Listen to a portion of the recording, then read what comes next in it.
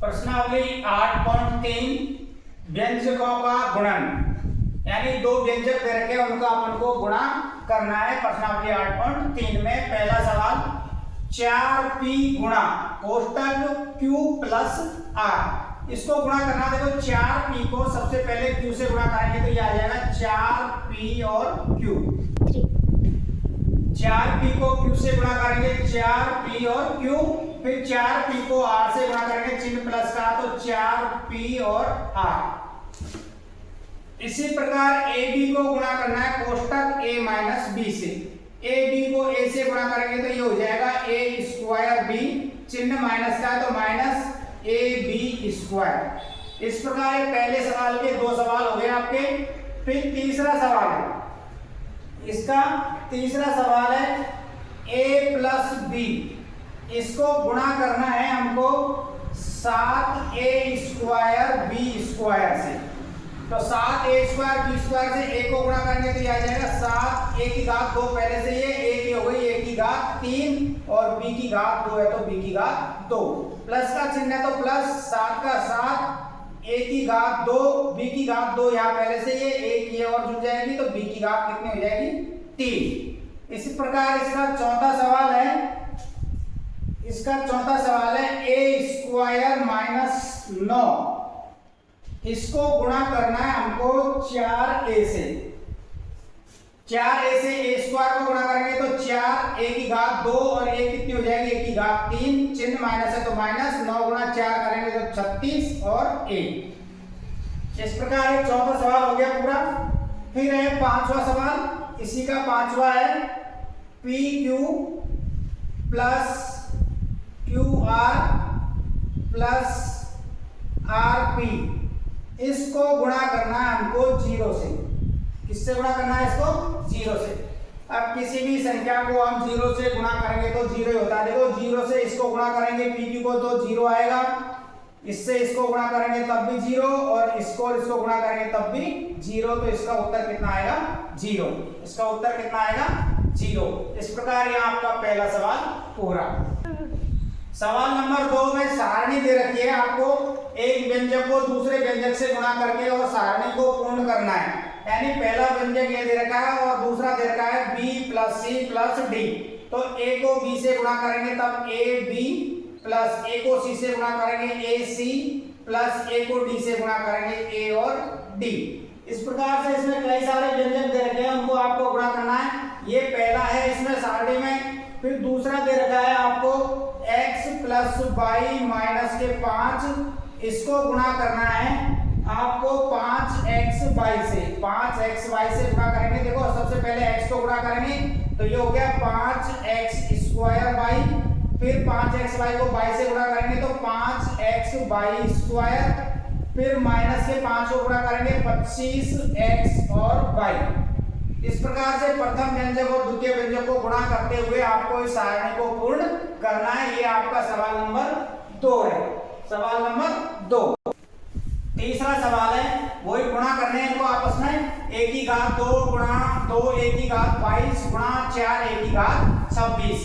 सब में a, पहले तो देखो 2 और 4 गुणा करना है। 2 और 4 गुणा करेंगे तो कितना आ जाएगा 8।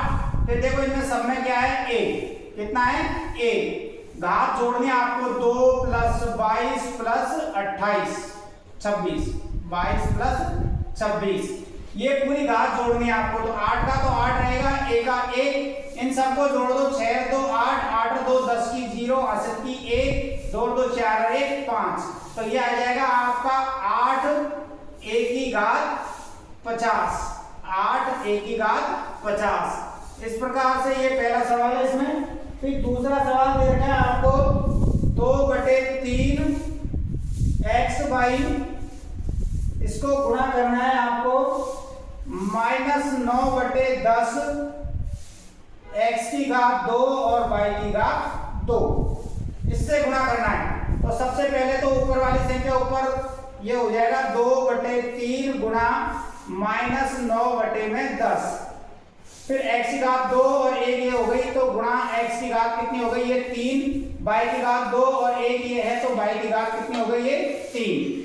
2 का भाग हमने 10 में दे दिया 5 बार और 3 का भाग हमने 9 में दे दिया 3 बार। तो ये आ जाएगा आपका -3/5 x की घात 3 और y की घात 3, x की घात 3 और y की घात 3। इस प्रकार ये तीसरे सवाल का दूसरा सवाल पूरा।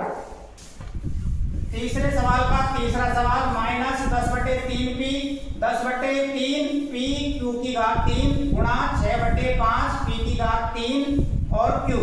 तो सबसे पहले -10/3 गुणा 6/5 p की घात 1 है और एक p की घात 3 है, तो p की घात 1 और 3 जुड़ जाएगी। इसी प्रकार q की घात 3 और आगे इसमें 1 है तो 1 जुड़ जाएगा। 5 का भाग हमने 10 में दे दिया 2 बार और 3 का भाग हमने 6 में दे दिया 2 बार, तो ये हो जाएगा -4। p की घात कितनी हो गई 2 3 और 1 4 और q की घात भी कितनी हो गई 4। p की घात भी 3 और 4 और q की घात भी 4।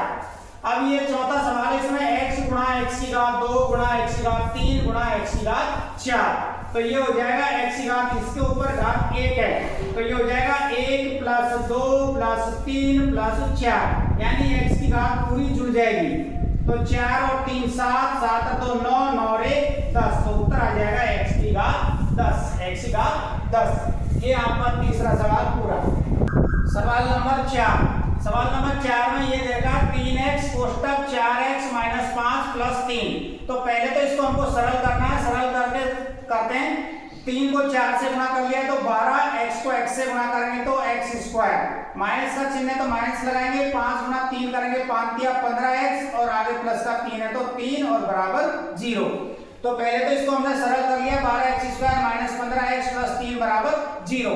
अब उसने कहा यदि हम x बराबर 3 रखते हैं तो इसका मान क्या आएगा, तो सब x का मान 3 रख के देखते हैं। तो 12 गुणा यहाँ पर x की जगह पे 3 घात 2 है तो 2 15 और x की जगह पे 3 रखना है प्लस का 3, तो ये 3 गुणा 3 करेंगे तो 9 9 हो गया। 9 को 12 से गुणा करेंगे जब 12 गुणा 9 करना है हमको 108, 12 गुणा 9 करेंगे तो 108 माइनस 5 × 15 और आगे प्लस का 3 है तो प्लस का 3, 5 × 15 प्लस का 3। अब 108 प्लस का और 3 प्लस का, तो ये कितने हो जाएंगे 111। 111 में से कितने घटाने हमको 15, 111 में से 15 × 3 45 आएगा, ये 15 × 3 45, ये 111 हो गया। 111 में से हम 45 घटाएंगे तो उत्तर कितना आ जाएगा आपका 66। उत्तर कितना आ जाएगा 66। x का मान हमने 3 रखा, देखो यहाँ पर 3 रखा, 3 किया 9, 9 को 12 से गुणा किया 108, x की जगह पे यहाँ 3 रख दिया, 15 × 3 45 प्लस में 3 है तो 3 और 108 तो प्लस किया तो जुड़ के 111 हो गई। 45 माइनस के 111 में से 45 घटा दिए, कितने बचे 66। अब हमको इसी समीकरण में x बराबर 1/2 रखना है, यानी x की जगह पे 12 का 12, यहाँ पर x की जगह 1/2, घात ऊपर 2 है तो 2 लगा दिया, माइनस 15 और x की जगह पे 1/2, आगे प्लस का 3 है तो 3। तो ये हो गया आपका 1/2 का मतलब हो गया आपका 1/4, 1/4 माइनस 15 को 1 से गुणा करेंगे तो 15 आएगा, ऊपर नीचे बटे में 2, आगे प्लस का 3 है तो 3। 12 को 3 का भाग दे 4 का भाग दे दिया, 12 में कितने आ गए ये 3। तो ये हो गया आपका 3 माइनस 15/2 और आगे भी प्लस का 3। तो ये 3 और 3 जुड़ के कितने हो गए, चलो इनका लघुत्तम ले लेते हैं। लघुत्तम कितना आएगा इनका 2, 1 का भाग 2 में 2 बार, 2 को 3 से गुणा करेंगे तब 6, माइनस 2 का भाग 2 में 1 बार, 1 को 15 से गुणा करेंगे 15, प्लस 1 का भाग 2 में 2 बार, 2 को 3 से गुणा करेंगे तो 6। तो ये कितने हो गए 6 और 6 तो हो गए 12, माइनस के 15 बटे में 2, 15 में से 12 घटा दिए, माइनस के 3 बटे में 2, माइनस के 3 बटे 2। ये हमारा इसका उत्तर है। x का मान 1/2 रखेंगे तब। अब है चौथे सवाल का b। चौथे सवाल का b, a कोष्टक के अंदर a² प्लस a प्लस 1 बराबर प्लस में 5। पहले तो इसको हमको सरल करना है, a को a की घात 2 से गुणा करेंगे तो a की घात 3, फिर a को a से गुणा करेंगे तब a की घात 2, a को 1 से गुणा करेंगे तब 1 और आगे प्लस में 5। ये सरल कर लिया हमने इसको। अब पहला सवाल दे रखा है a की जगह पे 0 रख के मान ज्ञात करो। a की जगह पे 0 रखना है, यहाँ पर देखो 0 रख दिया हमने, 0 की घात 3 ऐसे ही 0 की घात 2, ऐसे यहाँ 0 और आगे प्लस, ये भी 0 हो गया, ये भी 0, ये भी 0, उत्तर कितना बचेगा आपका 5। उत्तर कितना आएगा आपका 5।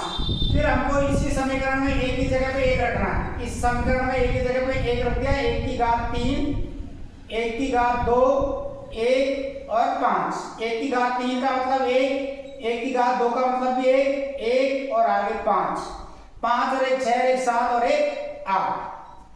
फिर हमको तीसरा नंबर दिया है, 1 की जगह पे -1 रखना है, यानी -1 की घात 3, फिर यहाँ -1 की घात 2 और फिर यहाँ माइनस का 1 और आगे प्लस का 5। -1 की घात 3 है तो ये अगर 3 बार माइनस आ रहा तो उत्तर माइनस में आएगा। -1 की घात 2 है तो ये प्लस में हो जाएगा 1, ये माइनस और प्लस हो जाएगा माइनस और आगे प्लस का 5 है तो 5। ये प्लस और माइनस का 1 कट गया, अब ये प्लस का और ये माइनस का 5 में से 1 घटाएंगे तो उत्तर कितना आ जाएगा आपका 4। यानी a का मान 0 रखा तब उत्तर आया 5, a का मान हमने 1 रखा तो उत्तर आया 8, a का मान माइनस रखा 1 रखा तो उसका उत्तर कितना आया 4। इस प्रकार ये चौथा सवाल आपका पूरा होता है।